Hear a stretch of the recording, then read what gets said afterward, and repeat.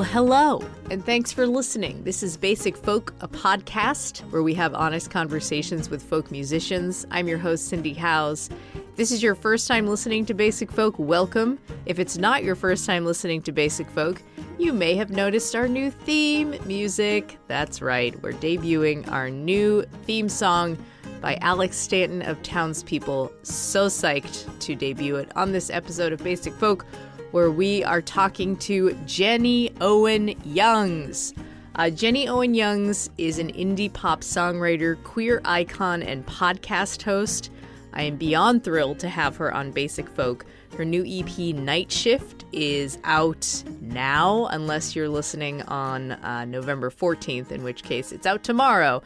The EP is coming out on November 15th, so we get to talk about that and also about her whole life in our conversation.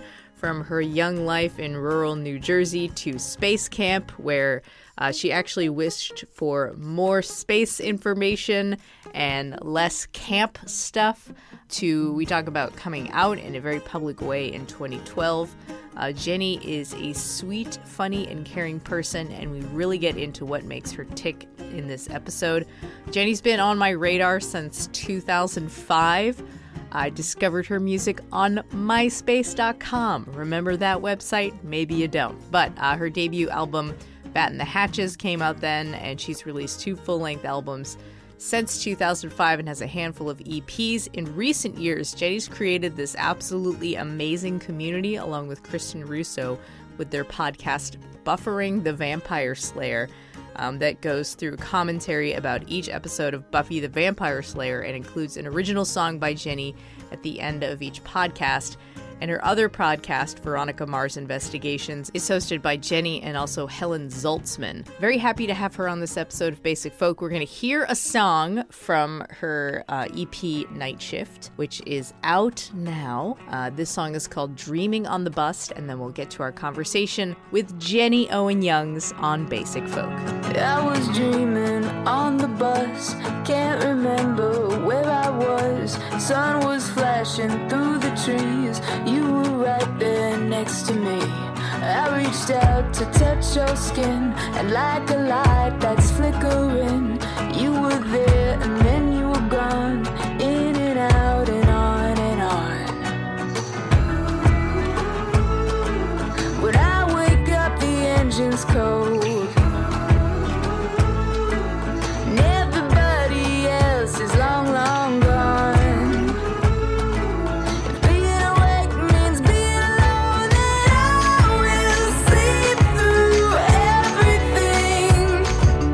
Pull me down, I need to see your face again. I won't wake up for anything.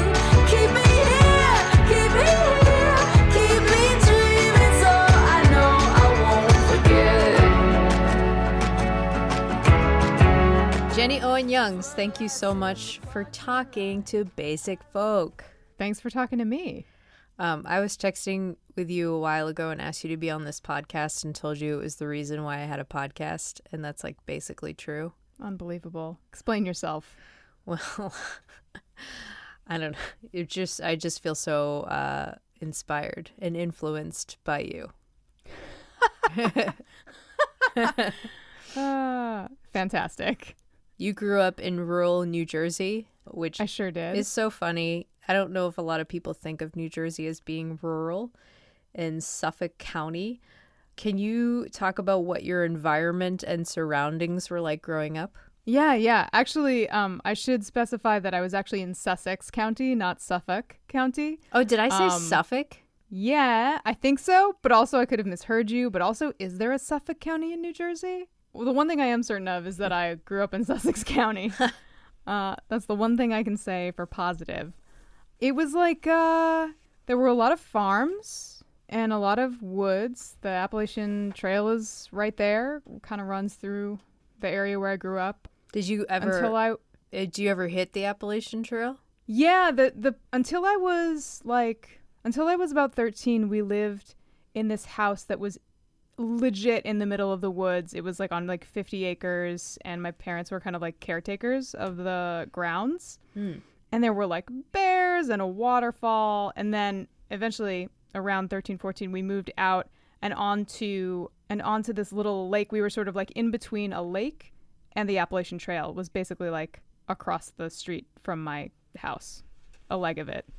So yeah, I was on there all the time. Wow. Although, limited run of it. So you had a lot of experience, I read, with like black bears and other wildlife. So what was your reaction, your relationship to that nature? Oh, I was like super into it. I spent a lot of time outside as a kid. I did a lot of like net fishing, like catching sunfish and frogs and whatnot. And usually, like when the bears would really come like near the house, which was usually in the summer because there were these 2 big mulberry trees right by the house and some apple trees. I guess like summer and fall, whenever there was like fruit on the trees, the bears would occasionally come out and just like get up in the tree and go to town on the available produce. So whenever that would happen, I would like go outside and get as close as I could to them. I was like a latchkey kid, so this behavior was not necessarily endorsed by my parents, but they weren't always around to stop me from doing that. Yeah, who was showing you all this nature, like showing you how to fish and all that? I guess my dad taught me how to like fish with a rod, but the nets, I think, like when we moved into this house, the property was owned by this Wall Street guy who just was like in the city most of the time, and he had this beautiful property, but like people needed to be there year round to like just kind of take care of the grass and the trees and everything. When we moved in, there was like just like a whole collection of stuff already at the house, like nets and tanks and stuff. So I just kind of like got in there and you're making me really wonder how did this happen. I think I was just like pro animal and like really interested in being as close to animals at all times. And I guess like net fishing was like a weird way to do that. Would you catch and release? Yeah. Catch, keep in a tank for like the day, and then release at the end of the day. What would that create a world and then deconstruct that world? Oh man. What was that day like when you would have your world set up? It was like, well, like, the weekends or summertime, it would be like I'd just be kind of like outside for as long as I could be a lot of the time. And depending on what kind of animals, what kind of fish were coming near enough to the shore for me to get at them, there would usually be just like some sunfish and maybe some tadpoles if it was like that time of year, maybe some crayfish, not to be confused with crawfish. I don't understand why those two things are named so close, and they both look kind of shrimpy and but then they have almost the same name. It's gotta cause a lot of confusion. Salamanders, just like whoever was around. I would just be doing that, for the bulk of the day until it got dark, I guess. How do you think that experience and that like sort of connection to all this wildlife and outdoors, how do you think you feel that connection now, or how does it affect you? I think what has been kind of like true my whole life, including right now, is that when I am in nature, I feel like a real and complete person, and I feel like peaceful and quiet on the inside. And the longer I go not being in that environment, the worse I feel. So help, I live in LA. And it is stressful in that way. Yeah, it's so funny that you feel that way because you've been such an urban dweller your whole life. I guess it has felt like socially and musically like it was very important for me to be in New York and now to be in LA. Up to this point, I am now at the point in my life where I'm like Gollum over here, squinting across the 3,000-mile distance, scheming on how I can get back to the woods in the Northeast. That's awesome. So your mom and dad, what were they like for you growing up? I know your mom was she an apple queen or some kind of queen? Yeah, my mom was the apple queen at one point. She was probably other produce queen titles. She was like a national champion baton twirler, and sometimes pageant queen. She was Miss Greater Philadelphia, but did not make it to Miss Pennsylvania, unfortunately, and thus did not continue on to the Miss America pageant, alas. Well. But she's a cool lady, and that was all certainly done with by the time I kind of like by the time I existed. She was done twirling. But did her like beauty pageantry creep into her personality at all? I think that my mom is particular. I think there's like a certain type of particularity that has been handed down across the generations on my mom's side. But I would say a lot of my mom's life has been kind of like she put that down and was kind of like, I'll do what I want now. You know, I think like there was a lot of pressure in her family to like perform and succeed and excel. And, you know, she would practice twirling for like hours before school and then for hours when she got home. It worked in my grandparents had a big farm, like a produce farm, peaches and cherries and stuff. So she was always like, she and her siblings were always like picking. So she was like working on the farm, going to school and twirling like crazy and then going to competitions and stuff on the weekends. And I think like by the time she got married to my dad, I think she was just like, F this, I'll do what I want now. Yeah. Yeah. My dad is like, as my girlfriend recently described him to me upon meeting him, a charisma machine. He's just like a charmer, but he's also like, he can be shy and he's just like a very sweet, warm guy. My folks split up when I was like 6. So then like from the time I was 6 onward, I lived with my mom and saw my dad on the weekends. Okay, so let's talk about the different summer camps you went to. Oh my gosh, okay, I can help, yes. Okay, so I heard about space camp and karate camp, but please fill in the gaps.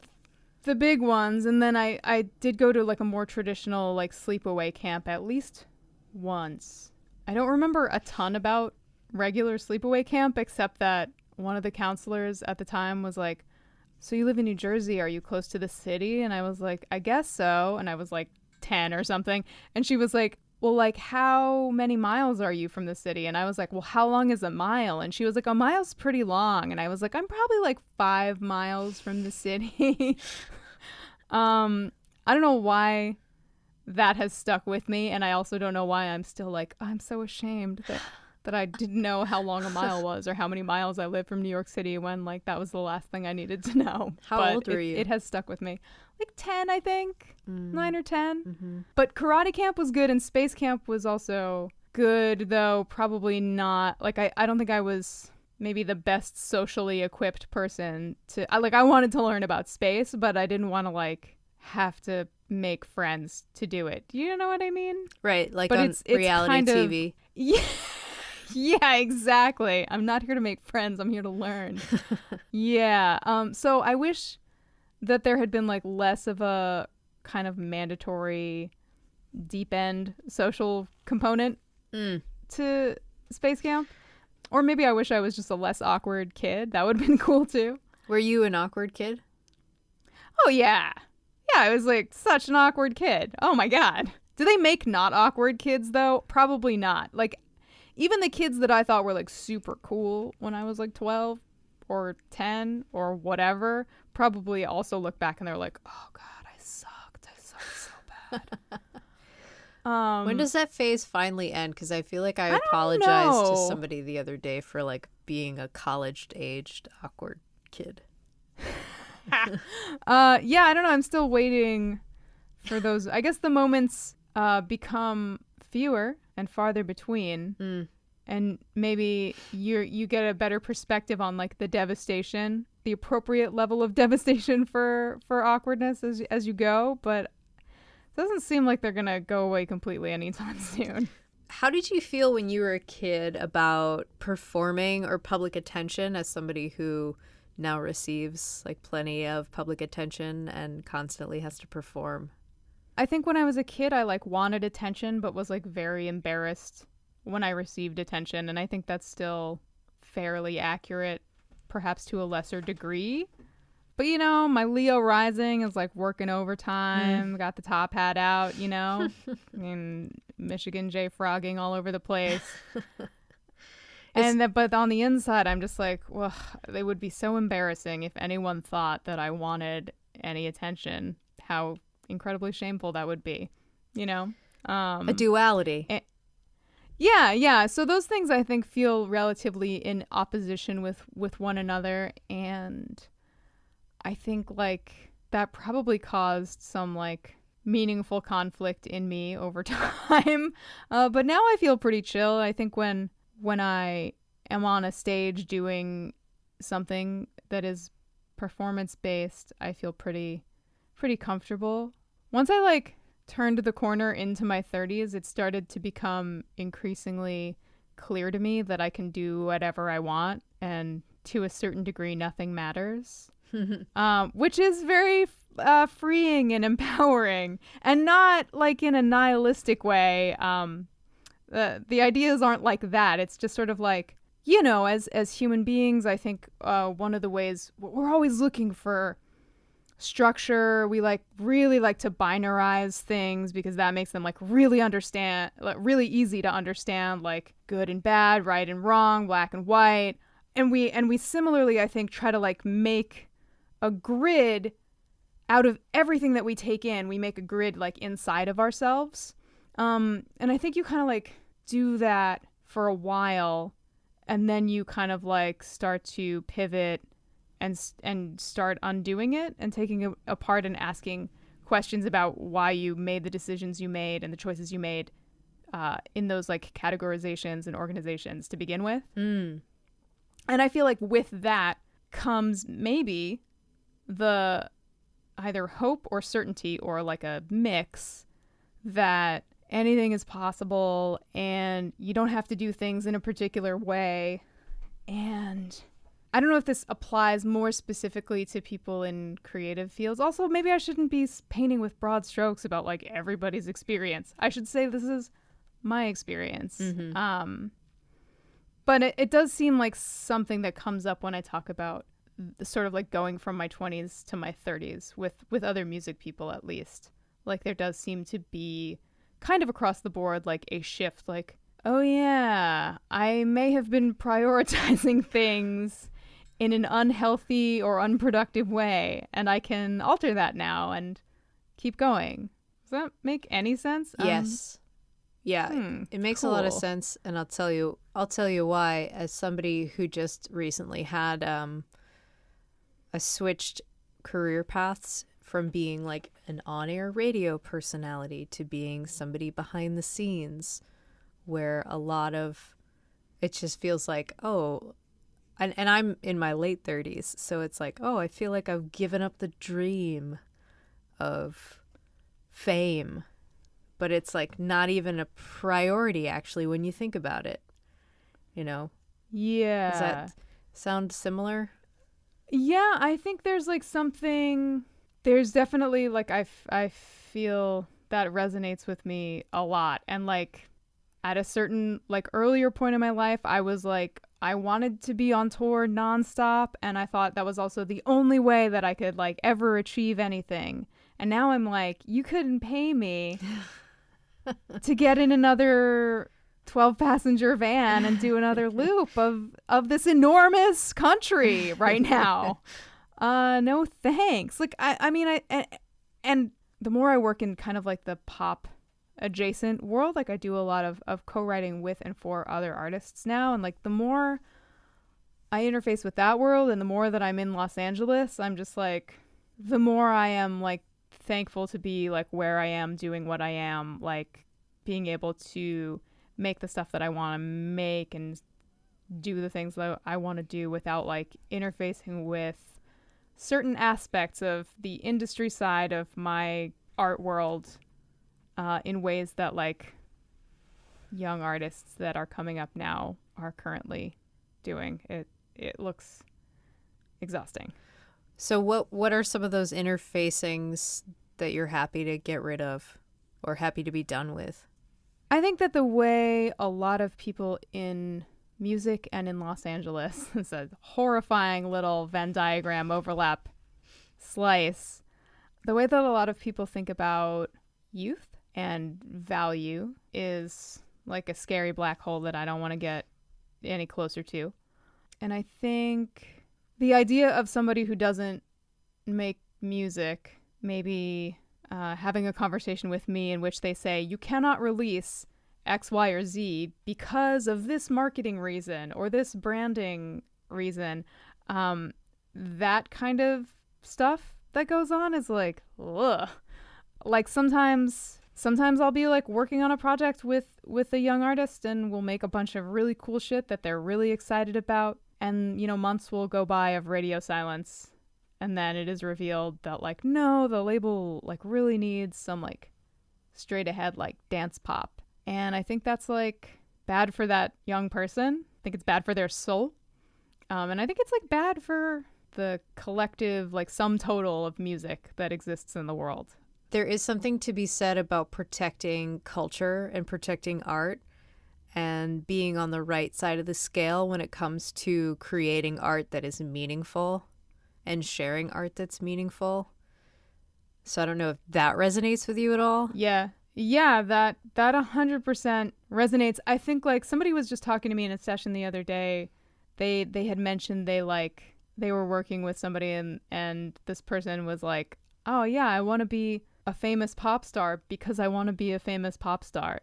Like not because like they love making music or they love performing or anything, but like the sort of accidental, you know, I think it was Mike Myers on maybe like the Mark Maron podcast or maybe Alec Baldwin's podcast I listened to a long time ago. And he said like fame is the toxic byproduct of making stuff.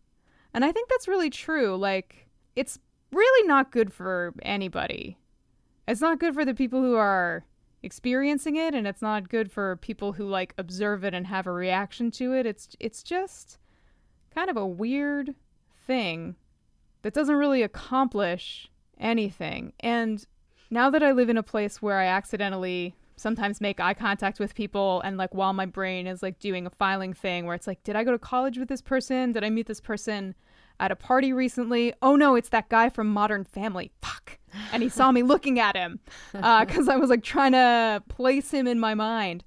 I feel like people who are like visibly, publicly recognizable, I just feel like it must be so hard for them to like live life, to go to the grocery store. I mean, maybe they don't have to go to the grocery store. Maybe they haven't been to the grocery store in years, but like to know that they like couldn't go if they wanted to and like not be approached by someone, you know, it just like feels ugh. Do you remember the moment where you're like, oh, actually, I don't think fame is what I want? When I first started coming to LA to do session writing work, I met a producer who works with like a lot of very famous people. And he was talking about how he had like been in a band for years and then like started to do more work in the kind of behind the scenes capacity. And like the more he was around like really famous people, the more he was like, it's like living in a coffin. And I think that was like the point at which like probably by the time I met this guy, the scales were already tipping, you know, and my priorities in life were starting to change. But when I heard that phrase, like it's in my head every day. It's like pretty heavy because I think like based on what I've like already said, like it kind of goes along with like, oh, I can like make whatever I want. I can also like do whatever I want because like there's not that weird thing that could, you know, interrupt my life at any moment. I don't know. It just doesn't seem like fun. But also, you know, I guess after a certain point, you're like so famous and so rich that like you can create a little insulated world that's just yours with like private jets and, you know, all your friends are famous. So like which I'm sure must be nice for famous people to have other people who can understand. Totally. That was a great conversation. Thank you for that. I went through like a bunch of your interviews and like just pulled phrases that I really connected to. And one of them was you talking about your, quote, semi-neurotic perfectionist tendencies, So Mm-hmm. full disclosure, Jenny used to stay with me. You've stayed, like, you've crashed at my apartment a couple times while on tour. Oh, yeah. And thanks. Yeah, of course. And I noticed that you were like the perfect guest, where you cleaned up after yourself, you cleaned up after me, and you were being just like very perfect. And I really appreciated it, but also kind of found it like a little exhausting for you as like being an empathetic person. And I wondered what it was like from your perspective about how you live with that and keep that perfectionist under control. Yeah. I think it's like balance, and it's like always kind of like a process and something that I'm thinking about and trying to like Sounds like you're being a perfectionist right now. Even that laugh. There you go. I think like thank you.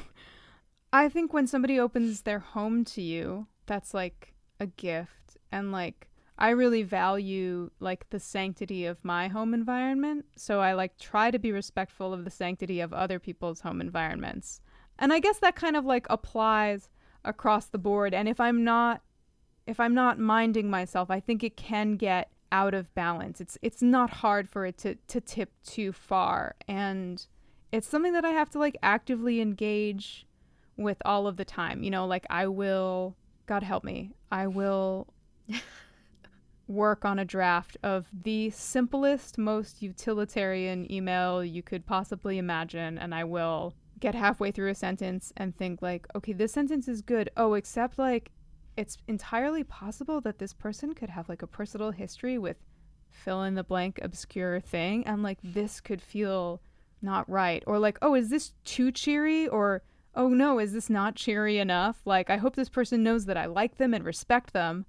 But I don't want to be over the top about it. So yeah, I guess there's like a lot going on in that regard, and it is like something that I have to watch and that I'm trying to get better with. Sometimes I will hit send on an email before I'm comfortable hitting send on an email, just to even things out a little bit. Wow. Just like throwing a fistful of dirt into the wind and hoping for the best. Oh, God.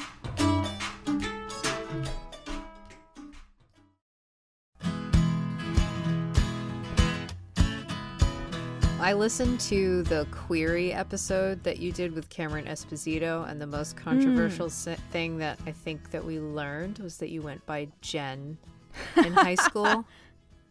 I did. Sorry to have not like blown your mind. Right. I wish you had told me. And I feel like you owe all of us a huge apology. An enormous apology. I've been carrying on in a deceptive manner, and I apologize for not being totally truthful with you from the get-go. This really was an opportunity to transition to talking about your high school experience. So here we go. Oh boy. Everyone's favorite time in their life. Right. Oh man. But it is such an important time, particularly in the way that young people in high school connect with music and truly form their first musical relationships. So what were some of yours, and what was your experience with picking up the guitar and picking up music for yourself? Growing up, my parents like played a lot of Beatles and Beach Boys and like oldies radio, so I got into that stuff. Like I was like pretty into that stuff growing up, and then we had this like strange Christian phase as a family. Not that there's anything wrong with anything necessarily, although I wouldn't recommend the church that we went to. So we had this like moment in time where we were like going to church and listening to a lot of like contemporary Christian music.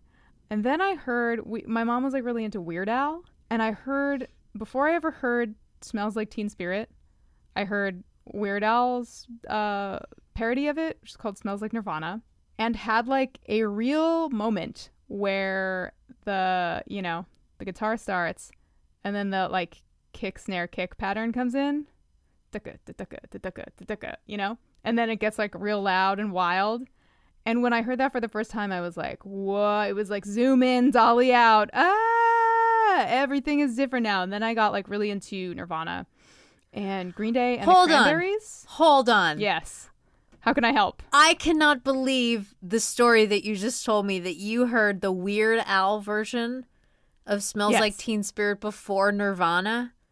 Yes. How does that happen? what? I'm like we lived literally so far in the speechless. woods. We lived so far in the woods that we couldn't get cable, and like they had not started running cable out to the deep part of the woods that I was in, and we only had like a classic rock radio station. That was like the only signal we could get. Wow. So I had to get it via Weird Al, Who your mom was really into. my mom was really into for some reason. I hope that if you ever have the opportunity to tell Weird Al that Then he helped me story. discover Nirvana. right, that you tell him and that you tell us all what his reaction is. Because I don't know if there's, do you think, I mean, how many people out there in the world have that story? I don't know. I guess when I find him, when I hunt him down and tell him, I'll find out how many people have gotten to him with that story or a version of it, or if there are none. Listen, it can't be that hard to get Weird Al on the phone. We're only 1 degree away from each other at this point. So now you're really inspiring me to try to make this happen. Yeah, I would love to help in any way. Excellent. I will quit my job and just dedicate my life to this summit. Anyways, please proceed. Nirvana, the Cranberries. I cannot believe that Weird Al was your gateway into 90s I know grunge it rock. is. It's amazing. It is wild to think about after the fact. I knew you were special, Jenny. Oh, thank you. Yeah, okay, Nirvana, Green Day, the Cranberries, and then like, Alanis Morissette came along, and that was like a whole thing. Then I started like hanging out in alternative music chat rooms. Yes, me too. Excellent. The year was excellent. 1996. We were online at 1:00 in the morning when your dad turned the heat off and you wrapped the modem in a towel. Oh my God. Yeah, exactly. And I started like meeting people in those rooms and like trading tapes and stuff in the mail. Got into like this Canadian band Sloan and Soul Coughing and like Sleater-Kinney, and like heard bands like Bauhaus and like Susie and the Banshees and stuff for the first time. And you were in high school Yeah. at this point. Mm-hmm. And so what was everyone else around you in high school listening to? Country music and hip hop. So different. And like whatever alternative stuff was like on top 40, which at that time was like pretty considerable, Yeah. So like Prince and Pearl Jam. Oh yes. And Indigo Girls, because they were on top 40. Oh At yeah. one point, yes. And my stepsister used to be married to this guy who was running a guitar like repair and build shop out of his basement. Mm-hmm. And he, my dad organized for me to like take a few guitar lessons from him. And that's kind of like how it got started with regard to like playing and starting to learn. And then I had like a handful of friends. How old were you? Who, like 13, I think, when I first started guitar. And then when I got like more into like 15, 16, I was like playing in, basements with friends a lot, like throughout high school. When did you start writing? Probably about then, like 15, 16. Nothing really worth mentioning. But maybe like my senior year or my junior year of high school, I got into playing solo acoustic stuff and like going to lots of open mics. And where I lived, all the open mics were at bars. So I had to get like special permission. And it was like always during the week. And I like had school the next day. And like sometimes the stuff would go until like 1 a.m.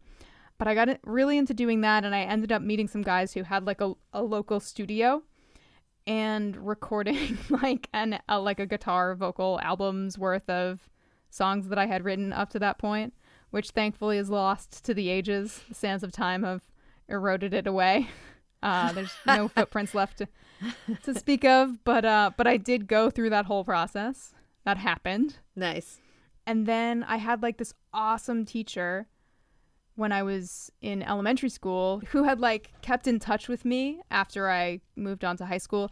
And she had a stepson who was in this music program at SUNY Purchase. And she was like, you should check this school out. So I went to their open house, and they had like a performance at the open house where like they had stuff on display from kids who were in different conservatories. There was like a short film from somebody in the film conservatory, and there was like visual art. And then there was like a performance by a student who was in the music program at the time, who actually is our connection origin story. Regina Spektor was like the student who performed a few songs at the open house for prospective future students. And I like went to that day and was just like, whoa. And like after that, everything kind of became about going to Purchase, and that's where I went. Oh, that's awesome. Before we move on into talking about Purchase stuff, is it okay to talk about your sexuality in high school? Oh, sure. Yeah. So I read that you realized that you were gay when you were in junior high. Yeah, I had like a secret girlfriend for a little while. She was a secret girlfriend mostly because she had a boyfriend. Whoops. But I also like, because of like church stuff and just like kind of the social hue of where I grew up, like I was really invested in finding a way around it. Mm-hmm. But alas, like, hooray. When you figured it out, were you like, oh, this is an absolute emergency and I just need to avoid it at all costs? Or were you just like, I just need to keep this like hidden for a little while? Or was it like a thing where you had to hide it, that you thought you might have had to hide it forever? Yeah, I would say the last thing. I think, but it also like came on very slowly. Like it was a creeping thing. Even when I was like, even when I had a secret girlfriend, I was like, most of my out loud brain was like, well, this is just practicing for boys. Yeah, but then eventually it just kind of steadily built and grew until it was like, very clear that it wasn't going anywhere, I guess. When you were in high school, were you in the closet to everyone, or were you telling certain people? Well, I would say that for a while, certain people were telling me. Love that. Like boys who were being... not helpful. Who were trying to not be helpful, but rather be mean. And then I think in my senior year, I started to like feel pretty chill about it. And most people... I think most people knew, or like most people that I was like spending time with knew. So like fast forward to like when you started playing music professionally, like 2006. You said, oh yeah, I was a full-time back in the closet. Get back in there. Get in the closet. Hurry. You said I could think of maybe 3 or 4 out musicians. What was that vibe like? That what was that vibe back then for gay musicians? It didn't seem great. It seemed like anybody who I knew about who was an out gay musician, like that kind of dwarfed everything else that I knew about them. You know what I mean? Like there were like musicians, and then there were gay musicians. You know what I mean? That was kind of like the tone. You think for a while they would call them like my former coworker at WYP, her name is Rosemary, and she is like she's been out for decades and decades, like since at least the 80s when she started working at WYP, and she would program the quote women's music show, and it was all like Joan Armatrading and like Farron and things like that. Wow, yeah. Music for her and her. Right. It was just like a different way to say like lesbian music, you know, or yeah. You know, I don't know if you want to have that conversation about, I don't know, at least when I was younger, I never like really considered it because of the like lesbian role models that were around, like namely like Indigo Girls and Melissa Etheridge and Katie Lang, where I'd look at those musicians and definitely not see myself like seeing like, oh, if you want to be a lesbian, you have to like wear cargo shorts and have like a short haircut and not be yourself. Yeah, I think that like, and there's nothing wrong with that at all. There's nothing wrong with that, but I think there's like a lot of value in the vast array of ways that all kinds of people can see themselves represented now in, across all media, that like wasn't always the case. Right. Yeah, it's like, Even just like 10 or 15 years ago. it's like the thing you were talking about with your 20s where you like make a grid for yourself in your brain. It's sort of like you make a grid for other humans too. And if they don't fit on that grid, then it's like, whoa, it's so confusing and so weird. Like, where are you going to put Tori Amos on that grid? You just have to make a new grid. She gets a throne on top of the grid, I think. Totally. Oh, man. These are like really intense questions I asked about being gay. Well, You ready for them? I'm so ready. Okay. I think that this is a quote from you where you're saying there was a lot of self-hate that came along with staying in the closet. Does that ring true for you? Yeah, definitely. I mean, I think like whatever you tell yourself, or whatever I was telling myself in terms of like, oh, it's like important for me to like just keep my personal life and my career separate or whatever. No matter how you kind of justify it in your mind, there's something that's not good for you. Or there's certainly something that wasn't good for me about that. Just like the sort of psychological buildup over time, even of just like having to check myself in conversation, or like not be a specific way with a girlfriend if she was at a show or something like that. That's just like not healthy. Like it's just like not how humans are meant to be. Right. And that kind of like leads into the next question where you came out, was it 2013? You came out by writing a letter on everyoneisgay.com. You were looking to set a positive narrative for queer people, and it felt liberating and made you feel comfortable right away. Further on that note, how did it feel to come out in such a public way? Most of my nature is not about jazz handsing it up. You know what I mean? Like most of my nature is trying to like make space for other people, or like a good chunk of my nature is about that. So there's something like being that's a like good house guest. Yeah, exactly. and there's something that feels pretty unnatural to me about like, now I have some personal announcements for everyone who might find their way to this announcement upon the internet. But it did feel like very good after such a long time of trying not to say it. It felt instantly much better to not be not saying something. There's something that like rubs me the wrong way about like trying to position myself in any way as like, and I'm trying to set a good example or like be like a drop in the bucket of the positive side of this strange scale or whatever. Like it feels a little self-aggrandizing or something. But also the only way that we get anywhere is by stuff adding up over time. So there's a certain amount of like, I think, acceptance of the like positive things that aren't necessarily in my immediately accessible nature that I have tried to embrace. It's hard. You're doing great. Yeah. You're doing so good. Oh, thanks. Oh my gosh, thanks. Podcasting. I do it.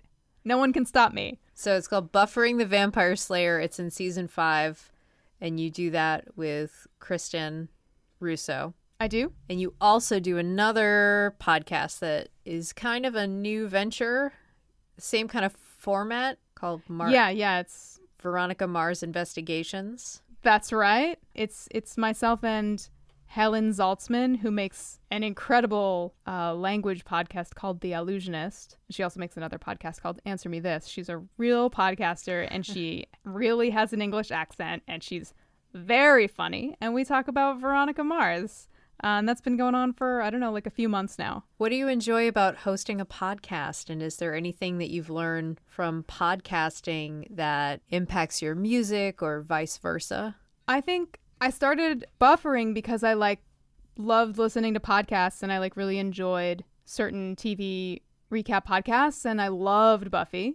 Getting to do that has been it's so fun, and it's like a hoot. And I write a song for every episode, so there's this extra kind of working out songwriting muscles kind of component. But I think the thing that is the most meaningful to me about making buffering in particular is the incredible shades of humanity and acts of kindness and goodness that I have seen just because I happen to be the person making the podcast. Like, we have this Facebook group. There's like a couple thousand people in it, and they make all these little subgroups amongst themselves. There's like a group of them that all watch Veronica Mars, for example. And there's like, you know, groups for different cities, and they organize their own meetups and all of this stuff. And then there's one subgroup that's just all about them taking care of each other. That destroys me. It's this thing that they self-started, where if somebody's having a bad day, they can just kind of like let loose in this one subgroup, and everybody will like chime in and support them and hold space for them. And then a lot of the time, people will, outside of the group, hit each other up and be like, everybody Venmo me $5 and I'm going to like send an incredible care package over to Susie's house. It's messed up. It's freaking messed up over there. So like getting to see these sweet, sweet, sweet people like find each other just because of this like little hub that we make. They find each other and then they like take care of each other, and it might be like the most beautiful place on the internet. I don't know. Cindy. Finally, you have new music out. I do. Night Shift. I do. Yes. What can we say about Night Shift? I kind of took a little break. I took the focus off making stuff for myself, for my own artist project for a little while, because I had been like getting involved in the co-writing world and moving to LA and starting the podcast. Was the last thing Slack Tide? Mm-hmm. Which I'm not even sure how much it really counts, because Slack Tide was like a new song and like a few like reinterpretations of older songs and a cover. It was just something like I wanted to like do something, but it wasn't like a full complete thought. And what's cool about the fact that I was otherwise occupied for so long is that I ended up like kind of amassing like a real heap of songs, and I was able to uncharacteristically kind of like pick and choose what songs I felt really belonged together for this set of songs. And I also like a good chunk of the recordings and the songwriting are like because of collaboration, like made possible because of collaboration, made possible because of people I met via LA songwriting. Like I wrote a couple songs with friends from New York and recorded one remotely with friends from New York. But otherwise, they're like songs that I wrote with people I met because of co-writing. And I Ethan Greska, who is insanely good. I know. He produced 3 of them, and we wrote one of them together. And Jake Sinclair, who I do tons of work with now in the co-writing world, he makes like he made the last couple Panic at the Disco records, and he makes Weezer records, and works with like really fancy people. And it was very exciting to get to make a song with him, to get to record a song with him, a song that I had written with Bess Rogers, who you of course know, who's a I know New York her person. And it just like felt also a good house guest. Oh yeah, that's awesome. Of course she is. She's the best. So I guess it felt kind of like more intentional. It felt like the most intentional thing I've made and released up to this point. Wow. Which is cool. And I feel like, I mean, I guess everybody says this as they make a new thing, but I think it's the best thing that I've done. I think it's the best body of work I've made so far. I think the songs are the best songs, and I think the recordings are the best recordings, and I'm real hyped up on them.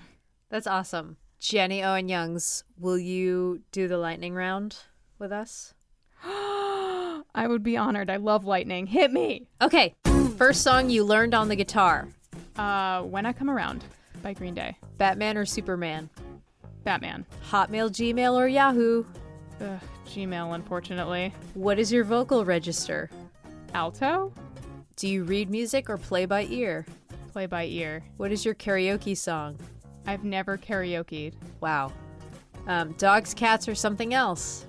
Dogs in the number 1 slot. Favorite U.S. No city? offense, Dottie. Oh, Dotto. Favorite U.S. city? New York, I guess. What if it wasn't New York or L.A.?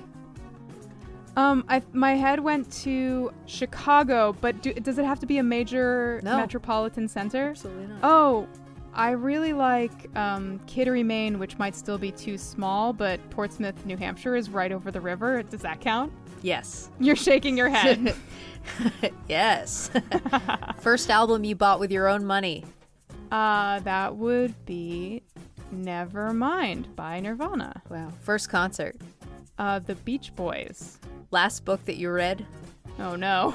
that you can remember? My brain. Last book that I read that I can remember for sure would be like Autobiography of Red by Anne Carson. Dream collaboration? Scary. It's a scary question. I know this is a lightning round and I'm just vamping here while I desperately try to think of who my dream collaboration is. Ringo Starr, obviously. Okay, all right. I guess if that's what I get automatically assigned if I don't say something fast enough, then I guess it's gonna be Ringo. Right, unless something else came to mind. Billy Joel. Billy Joel does some incredible work. Right. Star Trek or Star Wars? Star Trek Next Generation. Correct. What is the most beautiful place you've ever visited? Norway. Well, like Norway, Sweden, somewhere in there. But there's probably a tie between two zones. Jenny, you did okay. I did okay. Am I ranked based on speed of answering questions Yes. or quality of answers or both? Well, it's kind of like a sliding scale, and you probably, on a scale of 1 to 10, you did like 6.5. Oof, man, that's gonna keep me up at night. We can try again next time. Okay. All right, thanks. This is a really great interview. Oh my gosh. I feel like it's my best one ever. Holy fuck. Right. I know. My internal like achievement bot is stoked. Right. You didn't do that great on the lightning round, but in terms of like overall interview. Yeah. Wow. You're my star Thank student. you. Thanks for having me. Thanks for asking so many great questions and letting me talk into infinity. Oh, of course. Anytime. All right, yes, Basic Folk is produced by Adam Corey with assistant production from Laura McCarthy. Lindsay Myers is our business manager. Alex Stanton of Townspeople does our music. Basic Folk is proud to be a part of the Pantheon podcast group. I'm your host, Cindy Howes, and I'm just real happy that you're listening and hope that you're enjoying it. And if you want more, you can go to my website, cindyhowes.net. There are show notes. You can sign up for our mailing list. And you can also join our Facebook group, Basic Folk Basics. I think that's it. Okay, great. We'll talk to you next week. Bye.